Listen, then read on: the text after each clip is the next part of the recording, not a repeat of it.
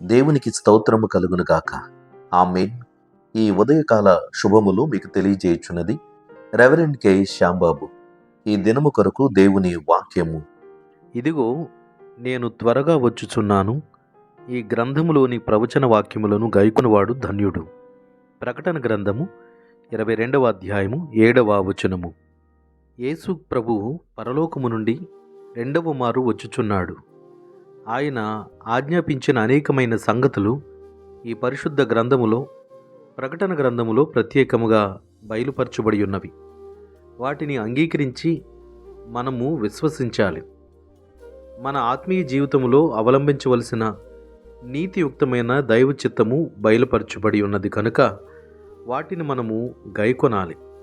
మనలో అనేకులు బోధించుచున్నారు, కొందరు వినుచున్నారు.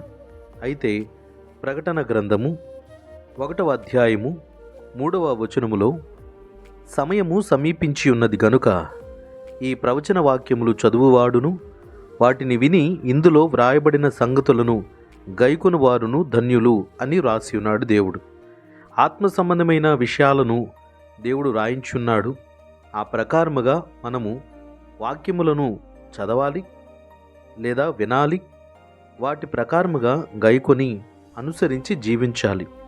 ఇది దేవుని యొక్క చిత్తము. మనలో అనేకులు వినుటమట్టుకు విని మన జీవితములను వాక్యానుసారముగా కట్టుకొనడానికి ఇష్టపడట్లేదు. కనుక దేవుడు తన వాక్య పరిముఖముగా తెలియజేయుచున్నాడు. ఆయన వచ్చే సమయానికి విన్న వాక్యానుసారముగా లేదా చదివిన లేఖనముల ప్రకారముగా ఎవరైతే ప్రవర్తిస్తారో వారు ఆయనతో పాటుగా నిత్య జీవార్థమైన పరలోక రాజ్యమును అనుభవించగలరు. పరిశుద్ధ లేఖనములో యోహాను సువార్త 14వ అధ్యాయము 21వ వచనములో నా ఆజ్ఞలను అంగీకరించి వాటిని గైకొనువాడే నన్ను ప్రేమించువాడు. నన్ను ప్రేమించువాడు నా తండ్రి వలన ప్రేమింపబడును. నేనును వానిని ప్రేమించి వానికి నన్ను కనపరుచుకొందునని ప్రభువు సెలవిస్తున్నాడు. ప్రియ సోదరి సోదరుడా, దేవుని వాక్యానుసారంగా జీవించనప్పుడు దేవుని రాజ్యములో ప్రవేశించే భాగ్యము, హక్కును మనం ఎలా పొందగలం? మత్తయి సువార్త 7వ అధ్యాయము 21వ వచనములో ప్రభువా ప్రభువా అని నన్ను పిలుచు ప్రతివాడును పరలోక రాజ్యములో ప్రవేశింపడు గాని పరలోకమందున్న నా తండ్రి చిత్త ప్రకారము చేయువాడే ప్రవేశించును అని వాక్యములో తెలియజేయుచున్నాడు. ప్రియ సోదరి సోదరుడా, సమయం ఇక లేదు. దేవుని యొక్క రాకడ అత్యంత సమీపముగా ఉన్నది. కనుక ఆయన వచ్చి వేళకు చదివిన వాక్యమును, విన్న వాక్యమును అనుసరించి దేవుని చిత్తానుసారంగా నీవు జీవించగలిగితే ప్రభువుతో పాటు నిత్య రాజ్యమునకు నీవు చేకొనబడతావు. లేని ఎడల విడవబడతావు.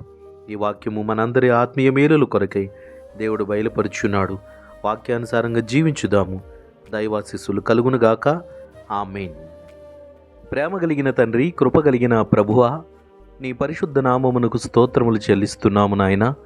నీవు అనుగ్రహించిన మరొక సుదినమును బట్టి స్తోత్రాలు. ఎల్లప్పుడూ నీ యందు నిరీక్షణ విశ్వాసముతో కొనసాగుతున్న మా బ్రతుకులలో మీరు చూపుతున్న శాశ్వతమైన ప్రేమకై కృతజ్ఞతలు చెల్లిస్తున్నాము నాయన.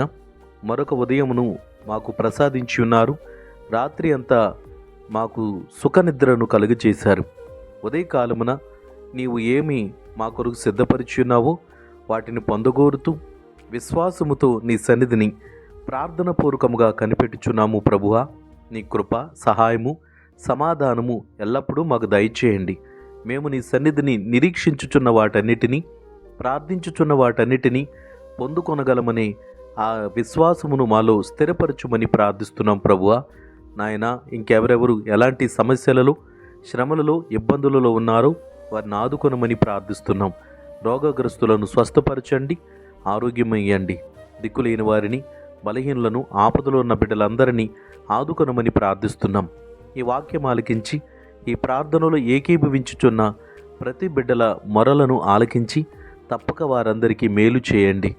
దేవా, దేశ విదేశములలో ఉన్న బిడ్డలను, ఈరోజు ఎగ్జామ్ రాస్తున్న ప్రతి బిడ్డలను నీ కృపలో జ్ఞాపకం చేసుకుని వారిని ఆశీర్వదించండి. ప్రతి పరీక్షలలో బిడ్డలకు అత్యధికమైన మార్కుల శాతమునిచ్చి విజయమును చేకూర్చుమని యేసుక్రీస్తు వారి పరిశుద్ధ నామమున ప్రార్థన చేయుచున్నాము పరమ తండ్రి. ఆమేన్. తండ్రి, కుమారుడు, పరిశుద్ధాత్మయను త్రియేక దేవుని దీవెన ఎల్లప్పుడూ మీకు తోడయుండునుగాక. ఆమేన్.